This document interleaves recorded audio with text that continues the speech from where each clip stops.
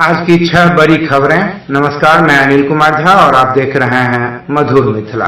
अंतर्राष्ट्रीय खबरों से बुलेटिन की शुरुआत करते हुए पहली बड़ी खबर खाड़ी क्षेत्र से है, जहां अमेरिका और ईरान के बीच सैन्य तनाव अब एक बेहद खतरनाक मोड़ पर पहुंच गया है। अमेरिकी रक्षा मुख्यालय पेंटागन ने आधिकारिक तौर पर पुष्टि की है कि जॉर्डन में हुए ड्रोन हमले में अपने 2 सैनिकों की मौत के जवाब में उसने ईरान समर्थित ठिकानों पर कई दौर के हवाई हमले शुरू कर दिए हैं। इस कार्रवाई के पलटवार में ईरान ने भी खाड़ी के रणनीतिक जलमार्ग हॉर्मुज स्ट्रेट जल डमरू मध्य में अमेरिकी ठिकानों को निशाना बनाकर कई मिसाइलें और ड्रोन दागे हैं, जिसके चलते सुरक्षा कारणों से कुवैत को अपना पूरा हवाई क्षेत्र बंद करना पड़ा है। राजनयिक विश्लेषक इस टकराव को हालिया शांति समझौते की नाकामी के बाद इस साल का सबसे बड़ा सुरक्षा संकट मान रहे हैं, जिससे वैश्विक बाजारों में कच्चे तेल की कीमतों में भारी उछाल आने की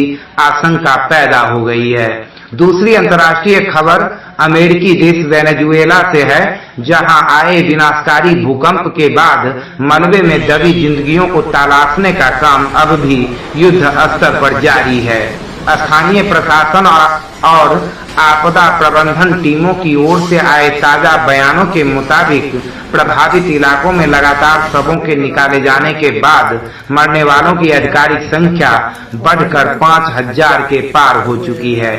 भूकंप की तीव्रता इतनी अधिक थी कि अस्पतालों सहित बुनियादी ढांचा पूरी तरह ध्वस्त हो चुका है, जिससे हजारों घायलों के इलाज में भारी दिक्कतों का सामना करना पड़ रहा है। संयुक्त राष्ट्र और अंतर्राष्ट्रीय रेड क्रॉस की टीमें प्रभावित इलाकों में राहत सामग्री पहुंचाने की कोशिशों में जुटी हैं, लेकिन भूवैज्ञानिकों ने अगले 48 घंटों में तेज आफ्टर शॉक्स आने की चेतावनी जारी की है, जिससे जर्जर इमारतों के गिरने का खतरा और बढ़ गया है।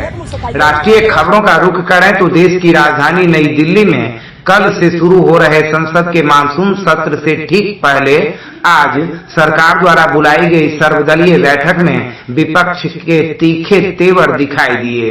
संसदीय कार्य मंत्रालय की ओर से बुलाई गई इस बैठक का मुख्य उद्देश्य विधायी कामकाज को सुचारू रूप से चलाने के लिए आम सहमति बनाना था, लेकिन विपक्ष के विभिन्न राष्ट्रीय मुद्दों पर सरकार को घेरने की पूरी तैयारी कर ली है। संसदीय कार्य मंत्रालय की ओर से बुलाई गई इस बैठक का मुख्य उद्देश्य विधायी कामकाज को सुचारू रूप से चलाने के लिए आम सहमति बनाना था, लेकिन विपक्ष ने विभिन्न राष्ट्रीय मुद्दों पर सरकार को घेरने की पूरी तैयारी कर ली है। विपक्षी गठबंधन ने साफ किया है कि हालिया नीट परीक्षा के प्रश्न पत्र लीक मामले और दिल्ली के जंतर मंतर से लद्दाख के सामाजिक कार्यकर्ता सोनम वांगचुक को हटाए जाने के मुद्दे पर सदन में तीखी बहस और सरकार से जवाब की मांग करेंगे। हालांकि सरकार ने भी स्पष्ट किया है कि वह नियमों के तहत हर विषय पर चर्चा के लिए तैयार है, बशर्ते सदन की कार्यवाही में व्यवधान न डाला जाए। इसी बीच विज्ञान और तकनीकी क्षेत्र से एक बड़ी राष्ट्रीय खबर अंतरिक्ष विभाग से आ रही है, जहां भारत ने आज सुबह देश का पहला निजी रॉकेट विक्रम-1 सफलतापूर्वक कक्षा में स्थापित कर एक नया इतिहास रच दिया है। श्रीहरिकोटा के सतीश धवन अंतरिक्ष केंद्र से हैदराबाद के निजी startup company Skyroot Aerospace द्वारा विकसित इस रॉकेट का प्रक्षेपण पूरी तरह सफल रहा और इसने पेलोड को निर्धारित पृथ्वी की निचली कक्षा में स्थापित कर दिया। इस ऐतिहासिक मील के पत्थर पर प्रधानमंत्री नरेंद्र मोदी ने वैज्ञानिकों को बधाई देते हुए इसे भारतीय अंतरिक्ष विज्ञान के लिए एक परिवर्तनकारी क्षण करार दिया है। रक्षा और अंतरिक्ष मामलों के जानकारों के मुताबिक इस कामयाबी के बाद वैश्विक वाणिज्यिक उपग्रह प्रक्षेपण के बाजार में भारत की हिस्सेदारी और साख दोनों काफी मजबूत होने वाली है।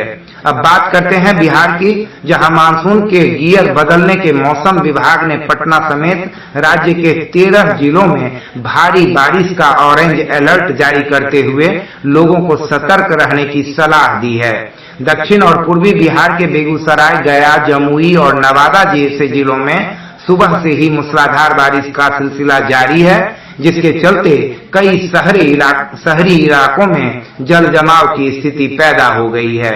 आपदा प्रबंधन विभाग ने सभी संबंधित जिला प्रशासनों को हाई अलर्ट पर रहने और जल निकासी के लिए पंपिंग सेट तैयार रखने के निर्देश दिए हैं। मौसम वैज्ञानिकों का कहना है कि अगले 3 दिनों तक राज्य में कमोबेश यही स्थिति बनी रहेगी। वहीं नेपाल के तराई क्षेत्रों में हो रही भारी बारिश के कारण उत्तर बिहार की नदियों के जलस्तर पर भी 24 घंटे निगरानी रखी जा रही है।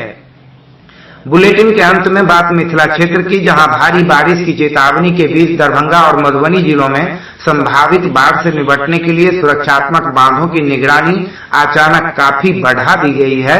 जल संसाधन विभाग के वरिष्ठ इंजीनियरों के एक विशेष दल ने आज सुबह ही कमला बलान और कोसी नदी के संवेदनशील तटबंधों का स्थलीय निरीक्षण किया और कमजोर हिस्सों को दुरुस्त करने के निर्देश दिए। स्थानीय प्रशासन ने नदी के तटीय दियारा क्षेत्रों में रहने वाले ग्रामीणों को एहतियात बरतने और आपात स्थिति में ऊंचे स्थानों पर जाने की लाउडस्पीकर से घोषणा करवाई है। हालांकि मिथिलांचल के मैदानी इलाकों के किसानों के लिए यह बारिश धान की रोपनी के लिहाज से काफी अच्छी मानी जा रही है, लेकिन नदियों के बढ़ते जलस्तर ने जल जमाव वाले इलाकों में प्रशासन की चिंताएं जरूर बढ़ा दी है। इसके साथ ही मधुर मिथिला का ये विशेष समाचार बुलेटिन यहीं समाप्त होता है। मैं अनिल कुमार झा, नमस्कार।